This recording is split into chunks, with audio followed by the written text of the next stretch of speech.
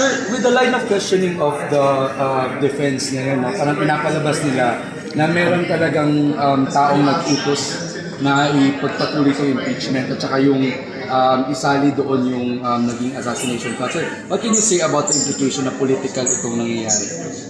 Hindi naman kailangan utusan, dapat yan automatic na imbestigahan yan dahil yung pagbabanta sa ating presidente ay isang national security concern. Ang pagbabanta sa ating presidente ay pagbabanta yan sa ating bansa. Kaya dapat yan talaga automatic imbestigahan. Kahit na walang nag-uutos, dapat lahat ng ahensya ng gobyerno na may kinalaman sa seguridad, dapat yan talaga automatic iniimbestigahan yan. Kung sabi nila, political lang daw itong hearing na to. What can you say about that?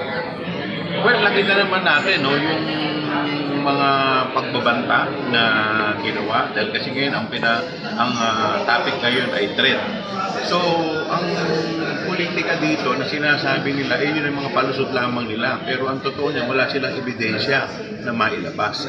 So, samantalang tayo kung nag-uumapaw yung mga ebidensya na ating pinakikita. So kung sa tingin nyo, strategy nila, yung pinapalabas nila na ito ay politika lamang?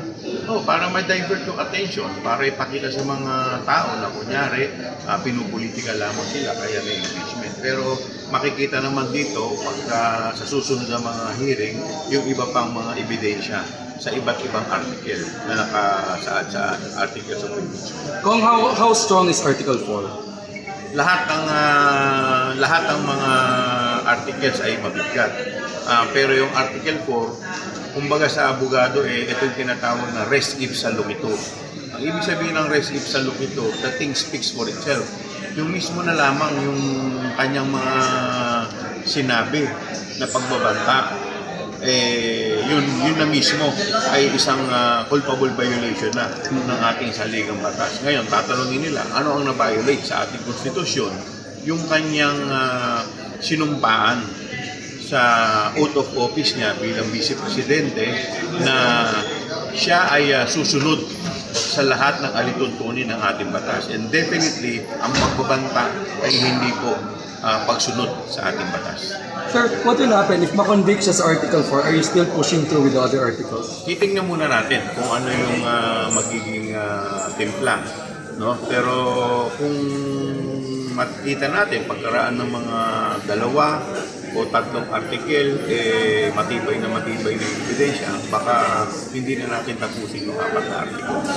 Kung ang social media sentiment ng mga DDS ngayon ay 2-0 na daw, nilamo na daw po kayo. Anong masasabi niyo doon? Well, dyan naman sila magaling sa fake news. Kung sa tingin niyo po, bakit po mahalagang tutukan ng taong bayan ang impeachment trial? Napakalaking bagay ng partisipasyon ng ating mga kababayan dito, lalong-lalo na ngayon, na uso yung fake news. Para makita, sila mismo ang makakita at makasaksi sa nagaganap na impeachment trial. At sila rin magsasabi, may ebidensya ba talaga o wala? Assessment po kung gaano kagaling ang defense lawyers? Well, unfair naman kung sa akin mo sasabihin yon. Pero sa dalawang araw na nakita natin, masasabi natin na medyo maganda yung naipakita ng prosecution.